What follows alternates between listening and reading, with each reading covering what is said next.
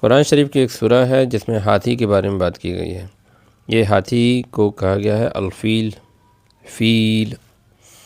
अब ये पूरी सूरा जो है उसमें आयात इस तरह से हैं कि अलम तरा कैफ़ा फ़अल रब्बुका बिअस्हाबिल फ़ील अलम यजअल कैदहुम फ़ी तज़लील व अरसल अलैहिम तैरन अबाबील तरमिहिम बिहिजारतिम मिन सिज्जील फ़जअलहुम कअस्फ़िम माकूल। तो ये सूरत मैंने पढ़ ली और बहुत सारे लोगों ने सुनी भी होगी। जो नमाज़ से पढ़ने जाते हैं इमाम साहब के पीछे उन्होंने ज़रूर सुनी होगी या ख़ुद भी उन्हें पता होगा। और लोग जानते हैं इस सूरह को। इस सूरह का नाम है अस्हाबुल फ़ील। क्यों नाज़िल हुई और क्या है इसको बताने का का मकसद वो भी जानते हैं कि हाथी वालों के बारे में अल्लाह ताला ने अपने नबी को बताया था। तो मैंने थोड़ा सा इसको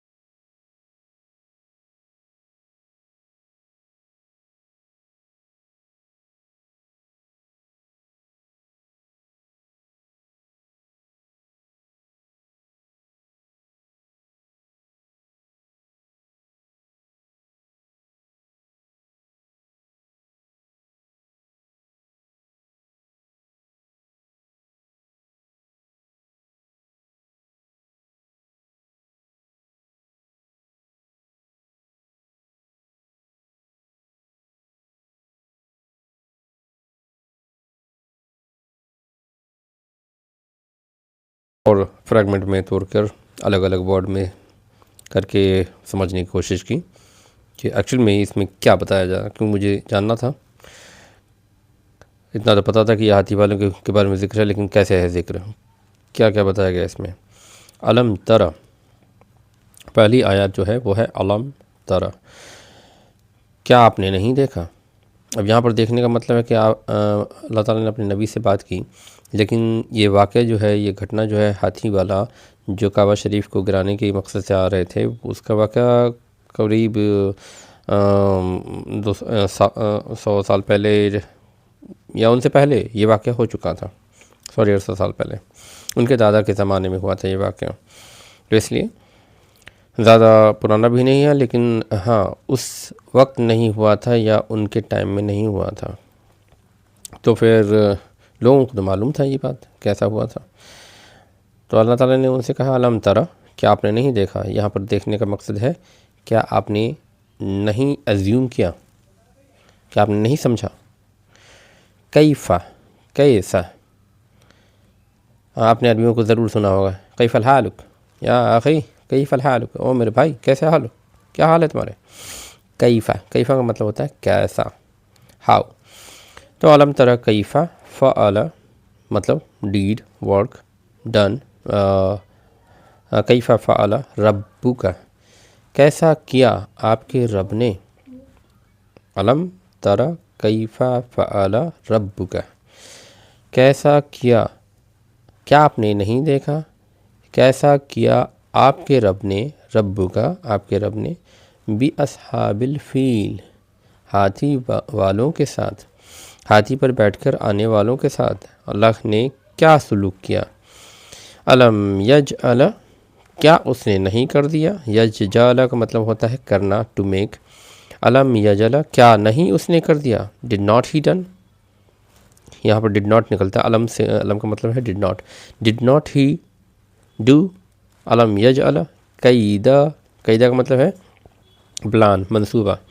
अलम यज अला कैदा हम वो कौन, उनके प्लान को, उनके मंसूबों को। अलम यज अला कैदा हम फ़ी तज़लील, इन द एस्ट्रे मतलब कि बेकार कर दिया, बर्बाद कर दिया। उनका जो मंसूबा था उसको कम्प्लीटली फ़ी तज़लील, उसकी तसल्ली उखाड़ दी, उसको बर्बाद कर दिया। तो वो उसी चीज़ को अल्लाह ताला अपने नबी को बता रहे हैं कि अलम तरा कैफ़ा फ़अल रब्बुका बिअस्हाबिल फ़ील अलम यजअल कैदहुम उनके प्लान को, फ़ी तज़लील व अरसला और हमने भेज दिया, अरसला और और मैंने भेज दिया अरसला अलैहिम उनके ऊपर। अलई का मतलब होता है ऊपर, और इलाई का मतलब होता है की तरफ, लेकिन यहाँ पर अलई है तो अलैहिम उनके ऊपर क्या भेज दिया। वह अरसला अलैहिम तैरन चिड़िया, अबाबील।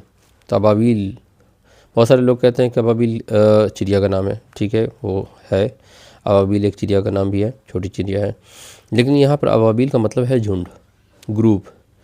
क्योंकि अगर सिर्फ कहते तैरन अबाबील एक चिड़िया, अबाबील चिड़िया को भेज दिया, तो अबाबील चिड़िया बहुत बड़ी थी ऐसा तो नहीं कहा।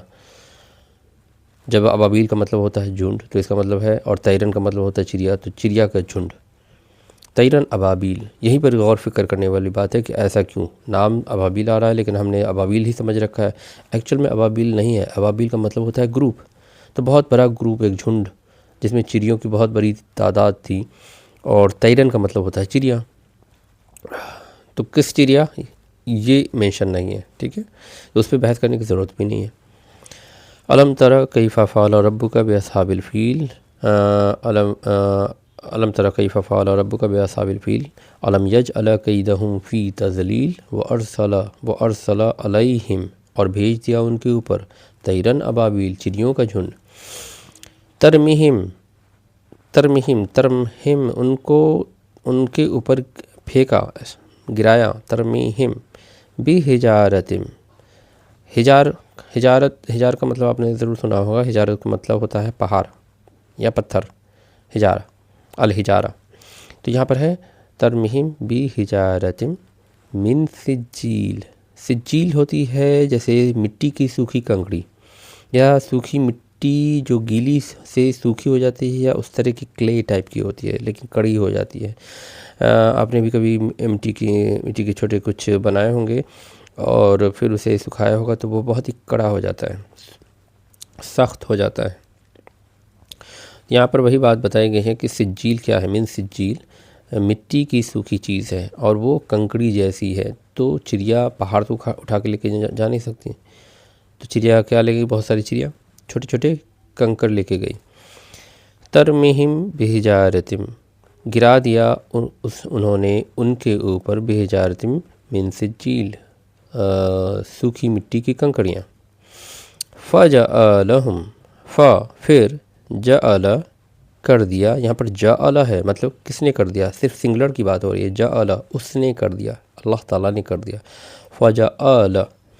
फ़जअलहुम उनको, फिर अल्लाह ताला ने कर दिया उनको, हम फ़जअलहुम कअस्फ़िम माकूल, जैसे कि सूखा भूसा या फिर जानवरों के ज़रिए खाकर छोड़ा हुआ बेकार भूसा।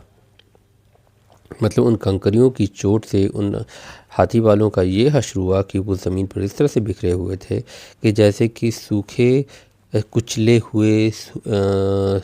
हुए जानवरों के खाने की तरह से, भूसे की तरह से। यहाँ पर कास्फिम लाइक द कास्फिम माकूल का मतलब है की तरह, और कास्फिम है वो ड्राई लीव्स या ड्राई हर्ब्स, इस तरह से ही है। मैं वर्ड भूल रहा हूँ लेकिन इसको भूसा ही कहा गया है, और बस किताबों में कुरान शरीफ में भी इसकी तफसीर ऐसी ही मिलती है, कास्फिम माकूल। तो अब इसमें बात क्लियर हो पाई कि अल्लाह ताला ने अपने नबी से कहा कि क्या आपने नहीं देखा, जो वाक़या ऑलरेडी हो चुका उसके बारे में पूछ रहे हैं कि क्या आपने नहीं देखा। जैसे हम कभी अपने बच्चों को कोई कहानी सुनाते हैं या किसी को हम कोई ऐसी बात बताते हैं जो उस वक्त नहीं हो रही होती, ऑलरेडी हो चुकी है, लेकिन वो इमेजिन कर रहा होता है। तो ये इमेजिनेशन वाली दिखाना हुआ कि क्या कैसा कर दिया हमने हाथी वालों के साथ, क्या आपने नहीं देखा या नहीं जाना, क्या हमने उनके प्लान को, उनके मंसूबों को बेकार नहीं कर दिया, और हमने उन पर भेज दिया चिड़ियों का झुंड जिन्होंने गिराया उनके ऊपर सूखी मिट्टी की कंकड़ियाँ, पत्थरों की जैसी, बिहिजारतिम मिन सिज्जील। फ़जअलहुम फिर उसने कर दिया उनका हाल जैसे कि जानवरों का खाया हुआ भूसा। तो एक बड़ी फ़ौज को जो काबा शरीफ को गिराने के लिए जिसके लिए बारे में कहते हैं कि अबराह की फ़ौज थी, वो अबराह नाम के एक शख्स ने ऐसे ही एक्सपेडिशन की थी, उसके ऊपर में अल्लाह ताला ने इस तरह से उसको सज़ा दी थी। तो सूरत को उसकी मीनिंग और उसके ग्रामर के हिसाब से पढ़ने के बाद बहुत ही मज़ा आता है, बहुत ही अच्छी बातें समझ में आ जाती हैं और मीनिंग के बहुत ही नज़दीक हो जाते हैं हम लोग। तो यही चीज़ मुझे खींच के लाती है कि मैं उसकी मीनिंग पे तदब्बर करूं और आपको भी बताऊं और ख़ुद भी सीखूं। उम्मीद है आपको पसंद आया होगा। इंशाल्लाह अगर आपके कोई सवाल हैं तो इंशाल्लाह मुझे ज़रूर पूछें। और अस्सलाम वालेकुम वरहमतुल्लाहि वबरकातुहू। फिर मुलाकात होगी।